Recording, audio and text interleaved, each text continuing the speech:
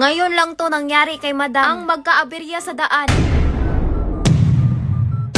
Nagplano kami ng mga plastic kong friend na mag-overnight dito sa Gratong Beach Resort. Gabi na nga kami nakarating kasi medyo malayo to sa Ginputlan, Dapitan City. 4 lang kami pero sobra sa 4 tong room namin kinuha. Meron nga ang 4 na double deck at isang queen size na bed. Meron na nga ang aircon at flat screen TV. Ang laki pala ng room na to kasi may extension pa papuntang terrace. Mas maganda yung view nito pag morning. Chinek na nga kagad ni madam yung CR. Syempre, pati na din itong bathroom. Masaya na si madam kasi may mga libre ng amenities. Dahil hindi pa kami nakapag-dinner, nag-order na nga kami kagad ng mga pagkain. Dahil puro naman masasarap, kaya in-order na namin lahat. Tapos, nag-request kami na sa may tabing dagat kami magdi-dinner. Di ba ang sosyal? Pero sa totoo lang, pabalik-balik na kami dito sa Grato. Mga garbosa kasi kami. Tapos, garbosa pa yung may-ari, kaya nagkakasundo kami. Kulang na lang, dito na kami titira eh. Pagkababa namin, sinerve na nga kagad nila yung mga pagkain. Walang halong biro, masarap talaga yung mga pagkain nila dito. Mainit-init pa nila itong siniserve. Halos mga pagkain nila dito, mga Bisaya dish. Eh yun yung mga paborito ni madam, kaya mapapadami na naman siya ng kain ito. Tapos, may kasama pa siyang patay gutom. Yan yung mga taong madaling mabilaukan. Agoy, Mirisi. Eto talaga yung pinunta namin sa Grato. Ang maganda-gandahan kaming magpictorial.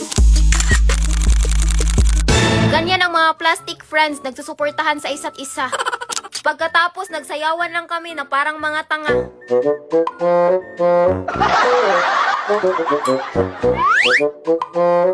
Minsan lang yan sasayaw si madam, kaya pagbigyan na lang muna natin.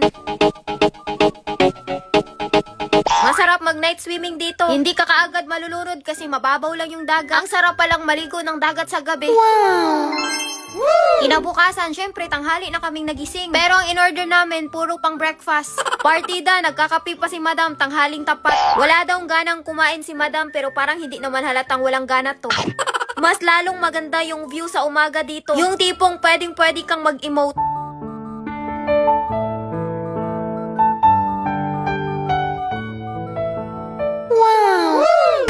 Yung saya namin kanina, napalitan ng takot pagka-uwi. Biglang namatay yung sasakyan sa liblib na lugar. Si madam pa naman yung nag-drive. Normal lang talaga kay madam na masiraan ang ulo. Pero ang masiraan ng sasakyan, ito yung unang beses talaga. Buti na lang, mayroong tumulong sa amin. Kaya pala, namatayan kami ng sasakyan kasi naubusan ng krudo. Kapag aalis kayo, check mo ang crudo. Crudo is important. Sige. Thank you tayo. Alam nyo, sobrang nakakaya talaga. Ang tawag dyan, madam, katangahan. Mirisi, kailaagan man. Dahil sa kaba namin kanina, bigla kaming nagutom. Mirisi na lang, Jud. Ikain mo na lang yung katangahan mo, madam. Sa mga gustong magkalaman ng Gcash, eto na yung hiyang plan. Bawal ito sa mga bata. Yung link ilalagay